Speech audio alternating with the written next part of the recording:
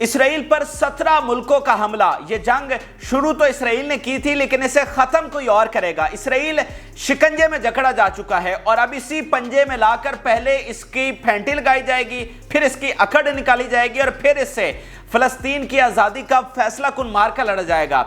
Israel के खिलाफ उसी की चालें उल्टी पड़ी हैं जिसके तहत अमेरिका और इसराइल दुनिया को तबाह बर्बाद करते रहे। उन्हीं चालों के तहत इसराइल को फंसाया गया है और अब इसराइल ना आगे जा सकता है ना पीछे, आगे कुआं पीछे खाई है। ऐसी सूरत हाल में ये फंस चुका है और अब इसके साथ वो होने वाली है जिसका तमाशा सारी दुनिया देखेगी और इसराइल को अब पता चला है कि वो किस जाल में फंसे हैं। तो ये बहुत ही इंपॉर्टेंट वीडियो है। हम वो स्टोरी आपके लिए लाए हैं जो रिवायती मीडिया पर आप तक नहीं पहुंचती, क्योंकि सारा ध्यान इसराइल चाहता है कि उसकी नाकामियों से हटकर जो मासूम लोगों की शहादतें हो रही हैं वहां पर लगाया जाए, लेकिन जो इसकी नाकामियां हैं, जो इसकी शिकस्त है, उसको छुपा लिया जाए तो हम छुपने नहीं देंगे। वो हक़ाइक़ आपके लिए लेकर आए हैं जो आपने बिल्कुल पहले नहीं सुनेंगे और पूरी तफसील के साथ, पूरे लॉजिकल, पूरे दलाइल और सबूतों के साथ एक एक चीज मैं आपके सामने रखूंगा। अब आप सोच रहे होंगे कि 17 मुल्कों ने हमला किस तरह से किया, ये कोई एग्जैजरेशन है। दरअसल ये एग्जैजरेशन नहीं है। एक एक मुल्क का नाम बताऊंगा, उसका किरदार बताऊंगा, कौन कितना इसमें किरदार अदा कर रहा है, कौन अपने जंगजू भेज रहा है जो बॉर्डर पर लड़ रहे हैं, कौन असलहा फराम कर रहा है, कौन फाइनेंशियल मदद कर रहा है, कौन अंडर द टेबल मदद कर रहा है और कौन सामने आकर लड़ रहा है। एक एक मुल्क का नाम बताऊंगा, उसका किरदार बताऊंगा। लेकिन इसमें आपने एक चीज समझनी है कि ये जो मॉडर्न वॉरफेयर है ये सिर्फ बंदूकों से और बैटलफील्ड में नहीं लड़ी जाती, उसके पीछे सबसे बड़ी चीजें होती। सबसे बड़ी चीज फाइनेंशियल हेल्प होती है। फिर आज के दौर में सिफारतकारी आलमी सतह पर यूएन में जो सियासत है वो बहुत बड़ी चीज होती है। अगर आपके खिलाफ यूएन की सिक्योरिटी काउंसिल फैसला दे दे तो फिर यूएन की फौजें आकर आपको मारेंगी, तो वहां पर आपको बचाना भी एक बहुत बड़ी जंग है। तो इस तरह ये बहुत ही मुख्तलिफ तरह की जंग इस वक्त गजा में लड़ी जा रही है, जिसमें हर मुल्क मुख्तलिफ तरीके का किरदार अपना रहा है। अब इसमें सबसे अहम चीज जो बेहतरीन मिसाल है मॉडर्न डे की, वो यूक्रेन की जंग है। वैसे तो इससे पहले पूरी सदी में बहुत सारी मिसालें हैं और ये टेक्निक जो है वो अमेरिका की थी, जिसमें वो पीछे रहकर लड़ाइयाँ करता रहा और पीछे रहकर उसने जंग लड़ी है। और उसकी ताज़ा तरीन मिसाल यूक्रेन की है। यूक्रेन में सिर्फ यूक्रेन जंग नहीं लड़ रहा, पूरा यूरोप जंग लड़ रहा है, उसके पीछे अमेरिका जंग लड़ रहा है, कनाडा जंग लड़ रहा है। आप देखें, इतनी बड़ी पावर होकर, इतना बड़ा रूस है, उसके सामने इतना सा यूक्रेन है, तो वो उसको फतह क्यों नहीं कर सका? क्या वो यूक्रेन वाले को बड़े बहादुर हैं? क्या उनके पास को बड़ी जंगी सलाहियतें हैं? ऐसा कुछ भी नहीं है। उसके पीछे फाइनेंशियल हेल्प है, उसके पीछे हथियारों की सप्लाई है। अगर आज अमेरिका और यूरोप हथियारों की सप्लाई रोक दें तो अगले 10 दिन भी यूक्रेन नहीं टिक सकता। तो यही टेक्निक यहां गजा में अपनाई गई है। पीछे रहने की भी एक स्ट्रेटेजी है। कुछ मुल्कों को फ्रंट पर भेजा गया है, मैन पावर के तौर पर बॉर्डर पर भेजा गया है, रॉकेट्स और मिसाइलों से किसी से हमला करवाया गया, और कुछ पीछे रहे। और पीछे रहने की स्ट्रेटेजी क्या है वो भी मैं आपको बताता हूं। देखिए, इसमें अगर ये सारे ममालिक जो कि हेल्प कर रहे हैं, और आगे चलकर एक एक का किरदार मैं आपको बताता हूं, अगर ये सारे फ्रंट फुट पर आ जाएं तो फिर क्या होगा कि नेटो आ जाएगा, फिर क्या होगा कि यूएन की उधर साइड चली जाएगी, फिर क्या होगा, दुनिया की जो सारा नजरिया बयानिया है वो उनकी तरफ चला जाएगा। तो ये पीछे रहना सबसे बड़ी पावर इस वक्त बन गया है। फ्रंट पर ना आना इस वक्त गजा के लोगों के लिए, फलस्तीन के मार्के के लिए सबसे बड़ी पावर बन गया है कि अकेले इसराइल को फंसाकर फेंटा लगाया जा रहा है। अगर ये सारे मुल्क 17 सामने आ जाएं और जंग फौजें भेज दें तो क्या वो सिर्फ इसराइल वहां पर रहेगा? फिर यूके की भी अपनी फौजें भेजेगा, फिर फ्रांस भी भेजेगा, फिर जापान भी भेजेगा, फिर यूएसए भी भेजेगा, फिर आपका कनाडा भी भेजेगा। पूरा नेटो यहां पर आ जाएगा और यूएन में मुकम्मल हिमायत उनको मिल जाएगी। तो इस तरह वो मार्का जो अभी फलस्तीन के हक में चल रहा है वो उल्टा पड़ जाएगा। तो ये बेसिकली स्ट्रेटजी है पीछे रहकर लड़ने की। इसमें क्या हो रहा है कि इसराइल अकेले को फेंटा लगाया जा रहा है, तमाम बॉर्डर से उस पर हमला करवा के उसके इतने नुकसान के मिसाल अभी आप देखें कितना नुकसान हो चुका है। अभी फुल स्केल जंग भी नहीं छिड़ी है। 200 से ज्यादा मर्केवा टैंक्स और उससे भी बड़े बराक जो टैंक्स है जिनको किंग टैंक्स कहा जाता है वो इसमें तबाह हो चुके हैं। फिर आपके सैकड़ों आर्मर्ड गाड़ियां तबाह हो चुकी हैं, सैकड़ों बिल्डोजर तबाह हो चुके हैं, हजारों इनके फौजी हलाक हो चुके हैं। आप آپ کا جو بارڈر ہے لبنان کے ساتھ، وہاں پر پورا جو آپ کی سیٹلمنٹس ہے، پورے جو علاقے ہیں، شہر کے شہر خالی ہو گئے ہیں، اور ان کا میڈیا کہہ رہا ہے کہ یہ گھوسٹ ٹاؤن بن چکے ہیں، یعنی وہ علاقہ جو اجڑ جاتا ہے، وہ علاقہ جہاں پر کوئی مکین ہی نہ ہو اور جو ویران ہو گیا، وہ علاقے ان کے بارڈر کے ساتھ بن چکے ہیں، وہاں پر معیشت ان کی تباہ ہو چکی ہے، ٹورزم ان کا ختم ہو چکا ہے۔ تو اگر یہ ساری چیزیں یہ نہ کرتے، یہ اسٹریٹجی نہ اپناتے، تو پھر ایسا اتنا بڑا نقصان تو ان کو نہیں ہونا تھا۔ یعنی فل سکیل جنگ کے بغیر $51 بلین کا نقصان اس وقت اسرائیل کو ہو چکا ہے۔ تو فوجی نقصان ہوا ہے وہ اتنا بڑا ہے کہ یہ چھپا رہے ہیں اس کو، اور وہ زیادہ دیر چھپ نہیں سکے گا، اور جس دن وہ سامنے آ گیا، ان کے تابوت میں وہ آخری کیل ثابت ہوگا۔ ان کی جو رئیس عزت ہے نا، وہ بھی دنیا میں چوراہے پر ہنڈیاں پھوٹنی ہے ان کی، وہ جو ساری انہوں نے اپنا روب دبدبہ بنایا ہوا تھا، وہ سارا چوراہے میں پھوٹنا ہے۔ وہ جو نقصان جس وقت ہو چکا ہے، جو ہزاروں ان کے فوجی ہلاک ہوئے ہیں، اور اس کے ٹرک بڑے کھڑے ہیں ان کی ڈیڈ باڈیز کے غزہ کے بارڈر پر، اور یہ ان کو دفنا تک نہیں پا رہے کہ کہیں یہ بات لیک نہ ہو جائے۔ تو یہ دراصل اسٹریٹجی ہے پیچھے رہ کر لڑنے کی۔ اب میں ایک ایک ملک کی طرف آتا ہوں، پہلے آ جاتے ہیں ہم لبنان کی طرف۔ لبنان وہ کنٹری ہے جو فرنٹ فٹ پر کھڑا ہے، سب سے زیادہ فرنٹ فٹ پر لڑنے کی، آن گراؤنڈ لڑنے کی سب سے بڑا کردار لبنان کا ہے، جو اس کے بارڈر پر جس نے اس کا جینا دوبھر کیا ہوا ہے۔ ہم پچھلی بہت ساری ویڈیوز میں ساری تفصیل بتا چکے ہیں، اس میں نہیں جا رہا، لیکن لبنان نے جو ہے وہ چھوٹے چھوٹے حملے کر کے بھی ان کا بہت نقصان کر دیا ہے۔ جو بارڈر کے ساتھ جتنا ان کو نقصان اٹھانا پڑ رہا ہے، سب کا کریڈٹ جو ہے وہ لبنان کو جاتا ہے، حزب اللہ کو جاتا ہے۔ اور پھر ان کی بڑی تعداد میں، یعنی لاکھوں کی تعداد میں ان کی جو آرمی ہے وہ بارڈر کے ساتھ تعینات ہے، ان کے سپائی ایجنسیز وہاں پر ہے، اکوپمنٹ وہاں پر ہے، ان کی فضائیہ وہاں پر ہے، اور نیوی کو وہاں پر انگیج کر رکھا ہے۔ تو اگر یہ حزب اللہ یہ حملے نہ کرے تو یہ سارے، ایک تو وہ نقصان ان کا کم ہوگا، دوسرا یہ کہ یہ جو سارا جو ہے ان کا وسائل ہیں وہ سارے غزہ میں استعمال ہوں گے۔ تو شاید ابھی تک انہوں نے یہاں کو بڑی اچیومنٹ حاصل کر بھی لی ہوتی اگر یہ سارے وسائل انہوں نے یہاں پر استعمال کیے ہوتے، لیکن حزب اللہ نے اس میں بہت بڑا کردار ادا کیا، اور حزب اللہ کو پھر پیچھے پورے ملک جو ہیں وہ سپورٹ کر رہے ہیں۔ اب اس کے علاوہ کچھ ایسے کنٹریز ہیں جو پیچھے رہ کر ہیلپ کر رہے ہیں، اور ان کی ہیلپ سب سے زیادہ کردار ادا کر رہی ہے، جس میں روس ہے، جس میں چائنا ہے، جس میں نارتھ کوریا ہے، جس میں ایران ہے، جس میں ترکی ہے۔ اب یہ وہ ملک ہیں جو پیچھے رہ کر مختلف طرح کی امداد دے رہے ہیں، اس میں اسلحہ بھی دے رہے ہیں، فائنینشل ہیلپ بھی دے رہے ہیں، ان کے جو جنگجو ہیں، جو ان کے فوجی ہیں، وہ بھی گاہے بگاہے مختلف طرح سے جا کر امداد دیتے ہیں۔ مثال کے طور پر جو رشیا کا ویگنر گروپ ہے، اس نے جو ایئر ڈیفنس سسٹم ہے وہ حزب اللہ کو پہنچایا، یعنی آن گراؤنڈ جا کر اس نے ہیلپ کی۔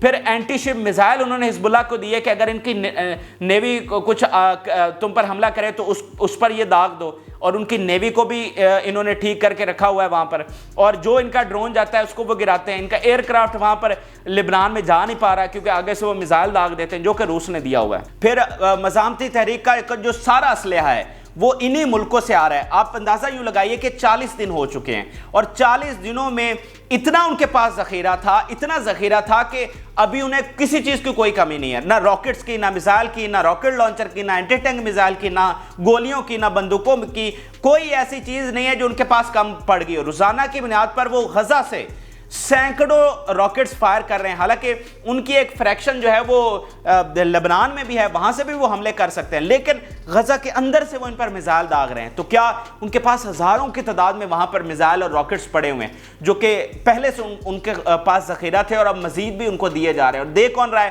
یہ جو 4-5 میں نے کنٹری بتائیں، یہ مین کنٹریز ہیں، یہ فائنینشل بھی ہر طرح کی ہیلپ دے رہے ہیں۔ اب دیکھیں نا، کھانا نہیں ہے وہاں پر، پانی نہیں ہے، فیول نہیں ہے، لیکن یہ ساری چیزیں مزاحمتی تحریک کے پاس ہیں کیونکہ انہوں نے اس سب کا انتظام پہلے سے کر رکھا ہوا تھا۔ پھر انہوں نے اتنا بڑا شہر بسا رکھا ہے ٹنلز کا، یعنی غزہ کے نیچے انہوں نے ایک الگ سے شہر بسا رکھا، اور یہ اتنی بڑی ٹنلز ہیں، کبھی اس پر تفصیلی ویڈیو بنائیں گے۔ آپ بتائیے گا اگر آپ چاہتے ہیں کہ اس پر تفصیلی ویڈیو آئے تو میں ضرور اس پر بناؤں گا۔ اتنی بڑی ٹنلز ہیں کہ آپ کے ٹرک اس میں جا سکتے ہیں، ٹھیک ہے, اس میں اور بہت ساری چیزیں جو آپ اندر لے کر جانا چاہتے ہیں آپ لے کے جا سکتے ہیں. اتنی بڑی بڑی ٹنلز ہیں, تو وہ کیا انہوں نے اپنی جیب سے بنائی, ان کا کیا ذریعہ آمدنی ہے, وہ ساری انہوں نے فنڈ کی ہیں. تو آج بھی ہتھیاروں کے تمام ذخیرے, ورائٹی آف ویپنز, یعنی اگر یہ ان کے پاس ویپنز نہ ہوتے تو وہ اتنا بڑا کبھی حملہ پلان نہ کر پاتے, ابھی تک ریزسٹ نہ کر پاتے, اور ابھی تک شاید ان کو شکست ہو جاتی. لیکن ورائٹی آف ویپنز اور مدد ساری ان لوگوں نے ان کنٹریز نے فراہم کی ہے,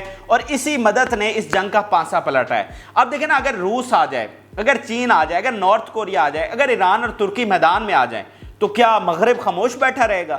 کیا نیٹو نہیں آئے گا ان کو بچانے کے لیے؟ تو یہ اسٹریٹجی ہے کہ وہ آئے بغیر ہی ان کا اتنا نقصان کر رہے ہیں, اور ایک ایک دن میں بلینز آف ڈالرز کا نقصان ایک دن میں اسرائیل کو اٹھانا پڑ رہا ہے. 51 بلین ڈالرز کی اکانومی تو ان کی تباہ ہو چکی ہے, 10% جی ڈی پی نیچے آ چکی ہے ان کی.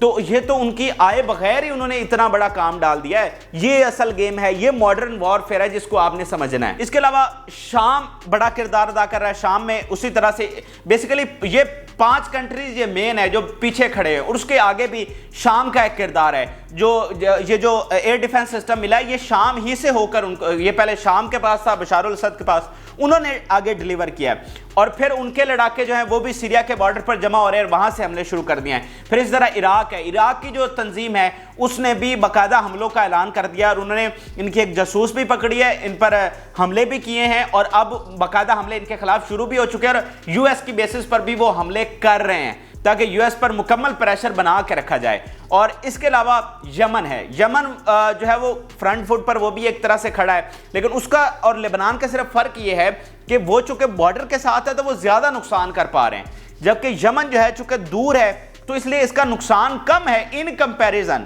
لیکن پھر بھی یہ بڑا نقصان کر رہے ہیں. اب یہ جو ریڈ سی میں انہوں نے نئی وارننگ دی ہے کہ یہاں سے تمہارا کوئی شپ گزرا تو وہ گزر نہیں سکے گا, پھر اس کے ٹکڑے ہی تم کو ملیں گے. تو اس کے بعد انہوں نے وہاں سے جھنڈے اتار لیے اپنے جہازوں سے, اور جو پرائیویٹ شپس ان سے ایفلیٹڈ تھے, ان کی امپورٹ ایکسپورٹ کے, وہ وہاں سے نہیں آ رہے, تو ان کی اکانومی کو وہاں پر الگ سے جھٹکا ہو رہا ہے. تو وہ ایک اپنے لیول پر ان کو نقصان پہنچا رہا ہے. پھر اسی طرح لیبیا ہے, سوڈان ہے, اب یہاں سے ہتھیار ان کو پہنچے ہیں.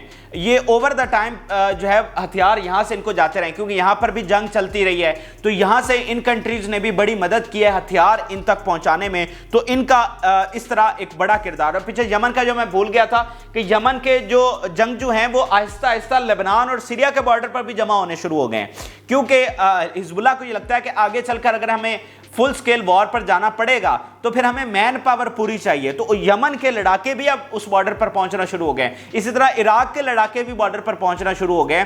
تو اس طرح یہ دوسرے طریقے سے یعنی آگے مین گراؤنڈ پر جا کر بھی الگ لیول کی مدد وہاں پہ کر رہے ہیں. اس کے علاوہ انڈونیشیا اور ملیشیا ہیں, انڈونیشیا اور ملیشیا بھی بڑا اہم کردار ادا کر رہے ہیں. ایک تو جو سفارتی سطح پر ان دونوں کا کردار انتہائی امپورٹنٹ ہے. دونوں نے یہ بیان دیا کہ یہ جو امریکہ نے مزاحمتی تحریک پر پابندیاں لگانے کی بات کی, انہوں نے کہا ہم کوئی پابندیوں کو نہیں مانتے, امریکہ کے کہنے سے کچھ نہیں ہوتا, یہ دونوں ملکوں نے کہا. اور انہوں نے کہا کہ ہم ہر طرح کی سپورٹ جو ہے وہ ان کے لیے جاری رکھیں گے. اب دیکھیں نا, یہ بیانوں کی اہمیت ہوتی ہے, یہ ایسے نہیں ہوتا. کیا پاکستان کو بیان دے سکا ہے؟ کیا پاکستان نے اس طرح کو کوئی بیان دیا ہے کہ امریکہ کے کہنے سے کچھ نہیں ہوتا؟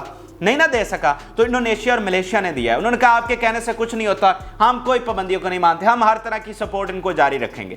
ٹھیک ہے, تو یہ ایک طرح کا کردار ان پر ادا کر رہے ہیں, اور حملہ ان کا بھی اسی طرح سے کنسیڈر ہوگا. میں نے آپ کو اوپر پوری ڈیٹیل بتائی ہے یوکرین کی مثال دے کر کہ جو پیچھے کھڑے ہیں آج کے دور میں ماڈرن وارفیئر میں, ان کا بھی اتنا ہی کردار ہے.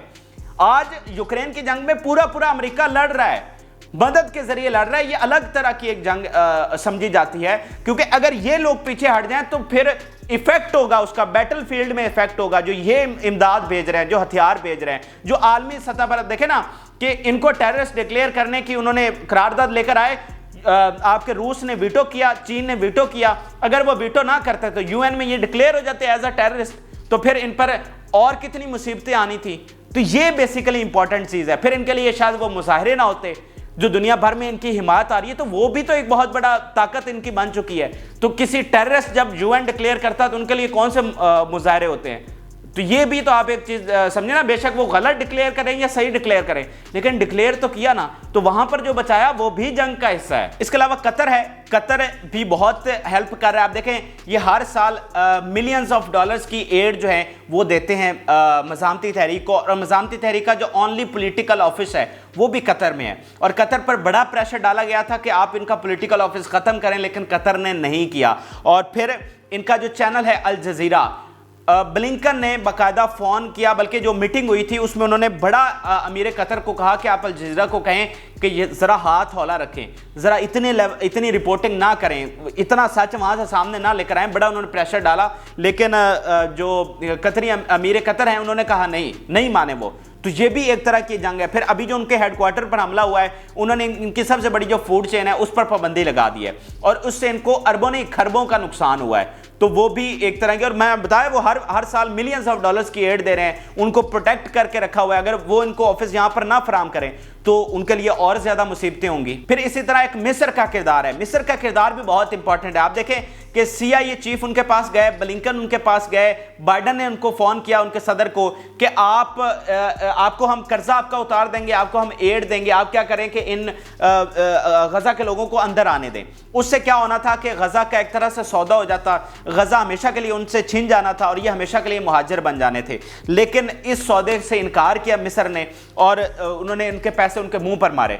ठीक है, तो ठीक है उसने अपनी फौजें नहीं भेजी, बाकियों ने कौन सा भेजी हैं, लेकिन ये वाला किरदार भी बड़ा इंपॉर्टेंट। अगर वो ये चीज मान जाता तो शायद ये जो जंग है हम बहुत जल्दी वो हार चुके होते। ठीक है, और ये वतन हमेशा के लिए उनसे छीन जाना था, तो रेजिस्ट किया है मिस्र ने। हालांकि मिस्र के जो सदर हैं वो अमेरिका ही के इन्फ्लुएंस से आज से 10 साल पहले बने थे, लेकिन आज पहली बार हुआ है कि उन्होंने आंखें दिखाई हैं। तो मिस्र का भी अपना एक किरदार है। फिर एक वाहिद गैर मुल्की मुल्क है जिसका बहुत किरदार है, जो फ्रंट फुट पर आया है और कोई दूसरा मुल्क उस तरह से नहीं आ सका, वो साउथ अफ्रीका है। साउथ अफ्रीका जो का किरदार है वो टोटली सिफारती सतह पर है, और इतना उसने डंट डाला इनको कि जिसका कोई अंदाजा भी नहीं है। शायद बैटलफील्ड में इतना डंट ना डाला गया हो इसराइल को जितना साउथ अफ्रीका ने सिफारती सतह पर डाल दिया।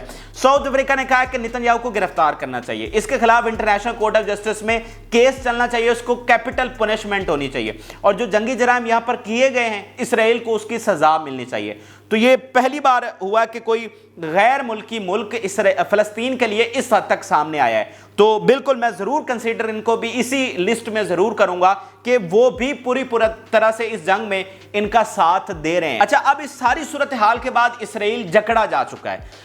अगर इन सारे मुल्कों की ये मदद ना होती और मज़ामती तहरीक अकेली लड़ रही होती या हिजबुल्लाह ही अकेली लड़ रही होती, तो फिर ये टिक नहीं सकते थे इसराइल के सामने, ये हार जाते। तो अब ये जो इन सब लोगों की मदद आई है उससे क्या है कि ये तगड़े हो गए हैं, और इतने तगड़े हुए हैं कि इसराइल की एक नहीं वहां पर चल रही। 40 दिनों में एक सिंगल भी ऐसी चीज नहीं है कि वो दुनिया को दिखा सकेंगे ये हमारी मिलिट्री अचीवमेंट है। इसलिए अब अमेरिका ने उनको 2 हफ्ते दिए हैं कि कुछ ना कुछ हमें करके दिखाओ, ताकि हम दुनिया को दिखा सकें कि भाई तुमने ये मिलिट्री अचीवमेंट की है। तो इन लोगों की मदद से इसराइल को जकड़ लिया गया है। अब इस जकड़ने के बाद अगला प्लान सुन लीजिए, वो इससे भी खतरनाक है। अब आगे इसराइल के साथ क्या होने वाला है, ये असल चीज है जहां पर अब इसराइल फंस चुका है कि वो ना ही इस जंग से पुल बैक कर सकता है और ना ही आगे जा सकता है। आगे तो वो जा ही नहीं सकता ना, क्योंकि आगे से उसको मज़ाहमत इतनी है, फेंटे उसको आगे से इतना लग रहा है, उसका नुकसान इतना हो रहा है कि वो आगे 1 इंच भी नहीं बढ़ पा रहा। लेकिन वो पीछे भी नहीं हट सकता, पीछे हटता है तो फिर उसकी रही सही की इज्जत वो जाती है, उसको पूरी दुनिया में वो बदनाम होकर रह जाएगा कि ये तो टके का मुल्क नहीं है, ये तो बड़ी कोई मुसाद थी और फलानी इंटेलिजेंस थी, फलानी पावर थी, फलानी फिजाइया थी, ये क्या है। तो वो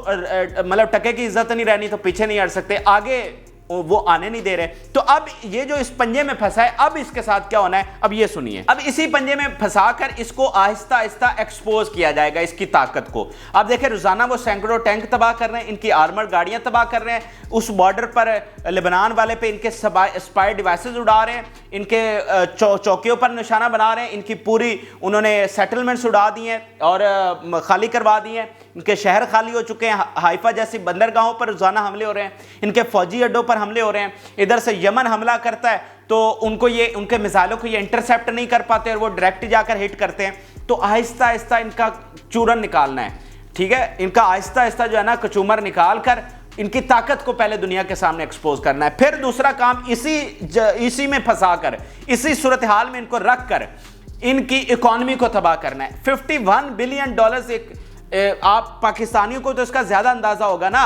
हम तो $1 अरब के लिए भीख मांगते रहे, तो उनका $51 बिलियन का नुकसान हो चुका है। और अभी तो ये सारे मुल्क बराह रास्त भी नहीं आए, पीछे खड़े हुए हैं, और एक एक दिन में इनका मिलियंस ऑफ डॉलर्स का नुकसान हो रहा है। तो इसी हालत में रखकर इसकी इकोनॉमी का नुकसान करना है। जब इंपोर्ट एक्सपोर्ट बंद हो गई, फैक्ट्रियां बंद हो गई, टूरिज्म बंद हो गया, आपकी लोग जो यहां पर आए हुए थे सारे बाहर इवैक्यूएट कर गए, पूरी तरह से आपका मुल्क जो है वो जंग की सूरत हाल में चला गया, खौफ फैल गया, जो इन्वेस्टमेंट आनी थी वो भी डूब गई, आपकी सिर्फ 40 दिनों में जीडीपी 10% डिक्रीज कर गई।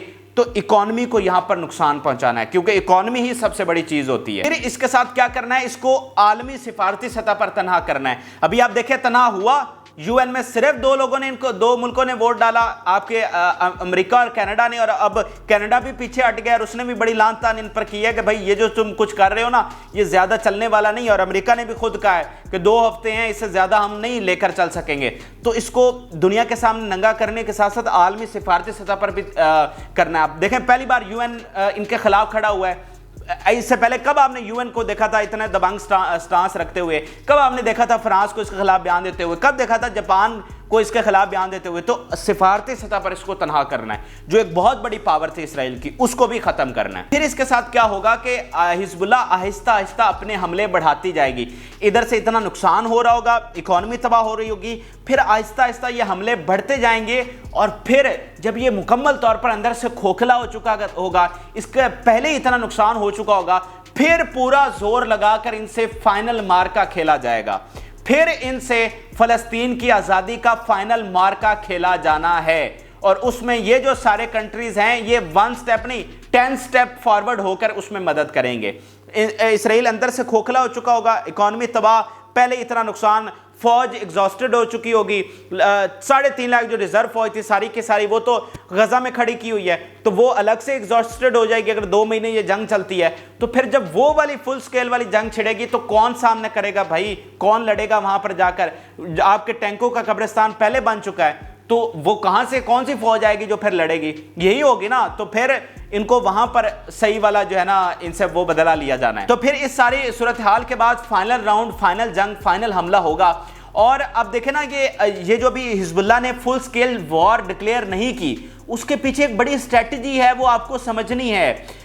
इस वक्त इसराइल बड़ी चालाकी से बड़ी कोशिश कर रहा है कि अपने उसके जो तमाम ये वाले दुश्मन हैं मिडल ईस्ट में, इनको अमेरिका के जरिए खत्म करवा ले, मगरिब की मदद से हमला इनको खत्म करवा ले। यानी किसी तरीके से हिजबुल्लाह अगर ये जंग छेड़ देता तो इस सूरत हाल में तो अमेरिका ने आना ही आना था, हर सूरत में मदद करनी थी, मगरिब ने भी हर सूरत में आना ही आना था। तो इसकी इनका प्लान ये था कि जज्बात में आकर हिजबुल्लाह हमले करेगी और इनको हम सबक सिखवाएंगे अमेरिका के जरिए से। लेकिन उन्होंने बड़ी जबरदस्त, मैं कहता हूं, सियासी हिकमत अमली खेली और फुल स्केल वॉर में नहीं गए। आहिस्ता आहिस्ता इनको डंट डालते रहेंगे।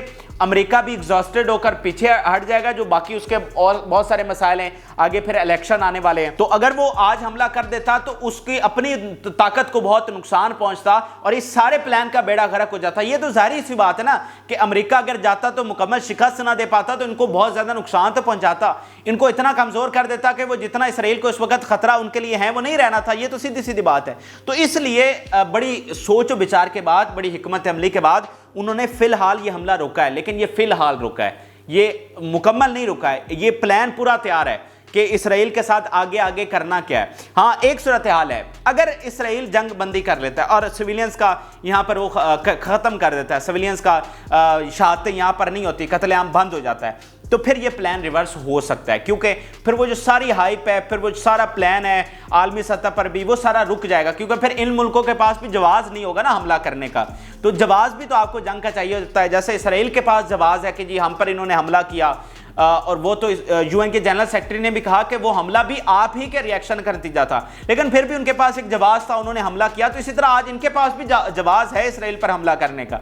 लेकिन अगर इसराइल रुक जाता है, जंग बंदी की तरफ आ जाता है, तो फिर इनके पास कोई जवाब नहीं होगा। तो ये दरअसल चीज है, सिर्फ बचने का इसराइल के पास ये रास्ता है कि अगर वो पुल आउट कर लेता है। लेकिन पुल आउट करता है तो फिर वही नुकसान है कि रही से इज्जत भी जानी है, वो दबदबा रोब भी हमेशा के लिए खत्म हो जाना है, दुनिया को पता लग जाना है कितने जोगे हैं ये। ٹھیک ہے. تو اس طرح یہ پھنسا ہوا ہے, یہ ٹریپ ہے پورا.